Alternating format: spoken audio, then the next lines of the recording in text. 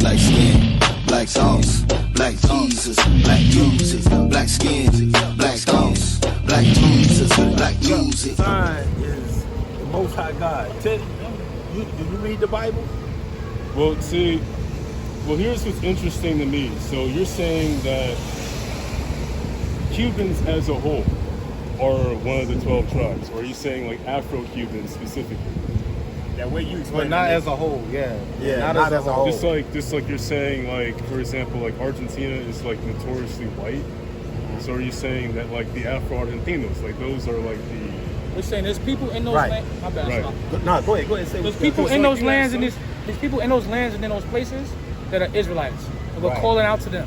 I got you. You know what I'm saying? I've met people who said like, yeah, all of like Colombia, there is one, and I just couldn't agree with that. But just we don't hold it. We personally don't hold that position. We would say that we have archaeological proof and we can trace where Israelites were there at a point in time. Okay. And we can show you that in biblical prophecy and history and stuff like that. Now he just said something key through biblical prophecy. Right. That's key because there's an event that took place that got all of these people scattered into the four corners of the earth. Middle Passage. That's right. Yeah. Which is the transatlantic slave trade. Exactly. Right. Where did they go first? Are you saying, well, let's see, they took them to what will become the 13 colonies over here. Right. They took That's some north. to Mexico, like Gaspar Yaga and his folks, right? Uh-huh. They took them to Jamaica, to Cuba, everywhere they could grow sugarcane, man. That's right. Everywhere they could grow cotton, right. And then what's sad when you think about it, especially in South America, you get to places where they intentionally try to get rid of the black demographic. And this is like recent too, like Rafael Trujillo in the Dominican Republic, right? Right. He was killing anybody who looked too Haitian, too black, and so it's a sad history, man. Not a lot of people know about it. Right. Because typically when it comes to genocides and stuff like that, not to hold up too much of your time, you really only hear about one. Right. So That's a point. That's a major point. And that's a major point, and that's where I was going with this, because when you look at what you just said, there was many other of the Gentile nations that took control. It was the Spaniards, right? The Portuguese. We had the so-called African nations. They had a part in it. The Arab nations, right? Then we had the French, English, definitely. Now, when you do the history on that on the continent of Africa, all of those countries I just named, those nationalities, they got a stake on the whole continent. Now Moab is getting in there. Moab getting into Africa. That's China. That's China. Moab would be China. Ammon would be Japanese. These are the nations that the Bible talks about. So what we're out here to do is to teach our people that's on that sign, that we are the God's chosen people. But we don't know it because we've been assimilated into this culture right here. And this culture, the curses. Yeah. Oh, so you know a little bit about the curses then? A little bit. All right. You're going to have to fill in. Okay, we're going to fill in. We're going to go to Deuteronomy 28. This is the foundation of our spiritual teaching and understanding of who we are, is the curses. Because not everybody on the planet fit the curses. There's only certain groups of people that fit the curses. And that's everybody who's on the sign. As we read some of these curses, I want you to think about these people that you see and see if they fit the curses. But before we get into the curses, I want to show you what the Most High God told the children of Israel while they was in when they was coming out of Egypt, out of a bondage. Give me Deuteronomy 28:1. It's the book of Deuteronomy chapter 28 verse 1. And it shall come to pass, if thou shalt hearken diligently unto the voice of the Lord thy God. He's saying we should hearken diligently. What is diligently? You taking careful note to actually study and read what God said. That's being diligent, right? Attention to detail. Attention to detail, exactly. Go ahead. To observe and to do all his commandments, which I command thee this day, Right. that the Lord thy God will set thee on high above all nations of the earth. So all of these people that's on this sign, the 12 tribes, that's represented on this side of the hemisphere, the Western Hemisphere, they're the ones that had got that, their forefathers got that promise. It says, if you hearken diligently to the laws, statutes, and commandments, then the Most High is going to set you above nations. Where are we at according to our time now? Are we above everybody or are we below everybody? It's a hard thing to say. Well, say it, man.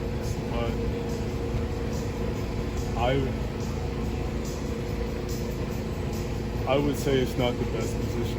It's not the best. I'll take that. Y'all take that. I will go further. Okay. I will go one step further Go ahead. and say, not only is it not the best position, but it's the most exploited position. Right. Right. If we look at simply just NFL and NBA players, Right. the amount of money they generate for business owners that control their interests and control the profits that they create, we only see a small portion of that, and none of that makes it back to our neighborhood. And, Right. And just because you sign something on the dotted line, and that's how the way it goes, Right. that doesn't make it right. Right. You know, Right. So Exactly. Correct. That's a point It's tough. because the landing off of what you just said, it doesn't make it right signing on a dotted line because you still locked yourself into yourself mentally. You trapped now. You see what I'm saying? You signed that dotted line, that contract, right? Well, see, the Most High, He made the contract with us first. That's right. And that contract was to keep the laws, statutes, and commandments. Was there more on that? Yeah, that was it for that. Okay. I had a precept. I'll wait. I'll No, wait till go you ahead, make bring that point. out. Okay, so I was just gonna say that the Most High put us under this curse, and not only are we under this curse, but it's pervasive, so it controls every part of our lives. It controls every aspect of our economic powers, right? So watch this. This is the book of Deuteronomy chapter 28 and verse 48. Therefore shalt thou serve thine enemies, which the Lord shall send against thee, in hunger and in thirst, and in nakedness, and in want of all things. And he shall put a yoke of iron upon your neck until he has destroyed you. Think about His all own the people? yeah. His own people. Yeah, the Yeah. people. Because they rejected the covenant. I should have read this scripture before he got that one, but keep in mind what he said. Watch this. He gonna read it. Same chapter where we read we supposed to be above all people. He just read verse 47, which explains the condition that we're in. Right? Watch this. This is what got us here. Watch this. Deuteronomy 28, verse 15. Uh-huh. But it shall come to pass, if thou wilt not hearken unto the voice of the Lord thy God, to observe to do all his commandments and his statutes, which I command thee this day, that all these curses shall come upon thee and overtake thee. See, now from verse 16 to 68 is the list of all the curses that we're going to go through. Right? He read 47, right? Yeah, 48. 48. He read verse 48. That was one of the curses. You can see that curse right there puts us in a mental bondage. Right? We stuck. Why? Because we didn't follow and listen to this word. That's right. That's why. And we still not listening to this day because a lot of us have been brainwashed and conditioned. Huh? I got one in the truck. You want to go get it real quick? Yeah. Oh, I got it. Yeah. I'll step over here. Okay. You understand? You following us so far? You see, I mean, you can see that in the community, man. Just how Exactly. people talk to each other and think about each other. Here. Give me 16. Give me 16. Watch this. What you just said is coming out the scripture. Watch this. All right, the book of Deuteronomy, chapter 28 and verse 16. Cursed shall thou be in the city, Huh? and cursed shall thou be in the field. See that? Think about that. Think about that. All of Inner city, man. in the city. We all know what that meant. Yeah. Well, say it out loud. I want to hear you say it. Slavery, There it is. plantations, We was on them plantations. and then sharecropping too. They leave that one out. Sharecropping. That's it. That was during the Jim Crow area, right? Reconstruction. Yeah. Right? Exactly. You on point with that. So this is the condition. Even to this day, though, we in the work field. You know what I'm Right. saying? If you look at society, we're the last hired and the first fired as a whole. The But you know, and you got people, they'll say that it's on us as like a demographic, right, to like create economic wealth. And it's that weird tension between like it not necessarily being your fault, right, but it's still your responsibility. Okay. In a way. Is that fair? Well, It's not fair. You're saying it's not somebody's fault. Whose fault? Who would be able to say that?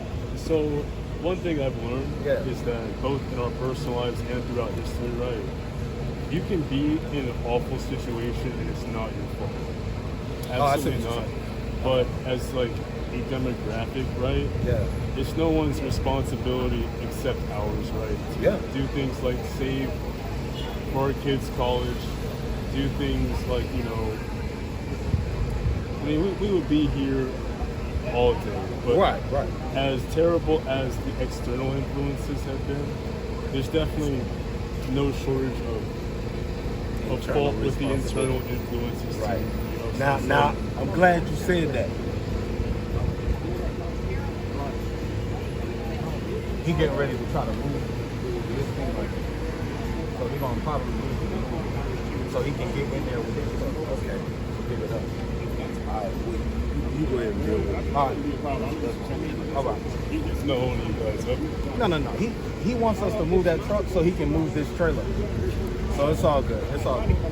But yeah, I mean, you know, and I would honestly say that we can put some of that blame on the nations who run this nation, right? On the so-called Europeans who own this land. Like for instance, you have certain structural forces in place, like the education system. Let's start with the prison system, right? So you have the school, what do they call it? The school to prison pipeline, right? That only exists in our communities because of what they used to call separate but equal schooling. And then now it evolved into what we have now, which is less than adequate schooling. And then our kids drop out of college or drop out of school and high school. They have no interest to continue. And then they're pulled into the pipeline of going into prison. Yeah. Right? That's also added with the culture that we don't control. So I would say that it's nobody's responsibility, but these other nations have to be held responsible.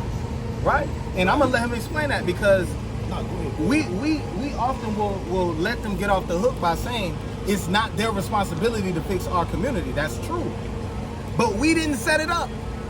So they have to, the buck cannot stop with us. The buck must also be passed to them as well. And there's also a line with how you interpret the book too. Of course. On one hand, you have a lot of people who are, you know, devout Christians. Yeah. They'll preach forgiveness and that's okay, right? Right. But there's also that line where the more you understand something, the less you can forgive. You know, and The so more it's you like, understand something, the less you can forgive. yeah, that's an old saying. And so it's like, I never heard that before. I ain't gonna lie. Hey, but that's almost like the more wisdom, with wisdom comes sorrow. What's that scripture? Yeah. You know what I'm saying? Like, That's Solomon teaching that. yeah. And and oppression maketh the wise man angry. You know what I'm saying? So I can rock with that sentiment to a certain degree. But what we're saying is that this Bible teaches that there's a plot to destroy the children of Israel. Right? but this plot, from what you said, right, this plot seems like it's both, it's an initial curse from up top that these nations have taken advantage of, right? Of course. So Because then, the Most High controls all things. But then, Right. what about protecting his people? And that's it. Right. Let's read it. Okay. And I want to say something. I know you want to say it. Go I ahead. mean, go for it. Hey, look, right? I got a chapter. The Most High God brought us out of Egypt into the wilderness, right? And during that particular period of time, we had certain people that wanted to. Go back. No, not that. We had certain people that wanted to put spells on us, or what's the word? With Balak and Balaam. Yeah. What's the word I want to use? Enchantments. There's certain people that want to use enchantments against us, right? But the Most High God says, no, there's no enchantment against my people. So what they did was that they conspired with themselves, and they said, how can we get them? What we get them is, we get them to go against their God. Correct. We get them to start sinning. And that will in turn break the covenant, and then their God will be against them. I'm gonna show you that word for word in the Bible. Yeah, and then we're gonna get Psalms 83 to show you that. But I want to answer your question, right? So this is Baruch chapter 2 and verse 30. For I knew that they would not hear me. This is the Most High speaking. Because it is a stiff-necked people. But in the land of their captivity shall they remember themselves, and shall know that I am the Lord their God. For I will give them a heart and ears to hear, and they shall praise me in the land of their captivity and think upon my name. So the most, it's almost like when you send your kids to timeout, right? I got children. This brother got children. He got children. And when we get upset with our children, we don't destroy them for the sake of destroying them. No, of course We destroy, you can use the word destroy, but we punish them for the sake of them learning a particular lesson. Yeah. Right? But I got to appreciate. So that's, and that's why the Bible says, that's why the Most High did this. He says that I did not send you into this captivity to destroy you, but to reprove you. Right. But see, and I understand where you're coming from. Right, all right. I really do. But it's like, okay, I appreciate that. But it's like, while the group, the tribe, the demographic, whichever, isn't destroyed, right? When you look at the reality of like the middle passage, when you look at the reality of the history here, Okay. and then the fact that that lesson has largely been oblivious, right? Okay. It's hard to find comfort in it. And so it's like, But there's hope though. there's hope. We might not find comfort, but we can show you hope. I'll show you There comfort. is hope. I'll But- show you He comfort said he as can well. show you comfort is hope. Because the scripture says that you may have comfort, right? So this is when the I look- reason this is written. But let me tell you what the disconnect is. If you don't know who you are, then you can't connect yourself to this, and it don't make sense anyway. That's right. Like we were being given the Bible. All right, let's backtrack a little bit. We were told that we were Africans over here. We were Native Americans over here. We were Hispanic people over here. Right. They don't give us the history of what happened before that. Who were we before that? What was our spiritual and cultural heritage before that? Now, when you start to go on your journey to understand who you are, and you connect yourselves to the Israelites of the Bible, and there's prophecies in here saying you're gonna go into captivity, but you're more than a slave. Right. You're more than a slave. You've built great societies all throughout the history of Earth, right? But you're here because you stopped following your God. Right. That's what the Bible is about. So the comfort is, if you start back following the Most High God, you can get that comfort back through Christ, through Hamashiach Yahushua. That's what the Bible is about, right? I'm gonna show you this. This is Baruch chapter 4 and verse 6. You were sold to the nations, not for your destruction, but because you moved God to wrath. You were delivered unto the enemies, for you provoked him that made you by sacrificing unto devils and not to God. Right. So I'm gonna let you get that. In the Most High's majesty and his providence, what he did was this. He said, okay, I gave you a land, I gave you a culture, I gave you a heritage, I gave you your own king, which you asked for. Yeah. I gave you your own temple. Right. I gave you your own cities. And you served other gods. So I'm gonna take back what I gave you and go to them, let them take care of you. Right. Go to the other gods now and see if they take care of you. That's almost like if you got a girl, you paying for everything at the mall, you see what I'm you saying? know, with something like that, when she says she needs her space, right? Right. You let her You have like, it. yo, cool. But like, I understand like the parent being like, hey, I gotta show you the way. Right. I understand that. But with what you said, it's interesting because you can make parallels to that now. Okay. Except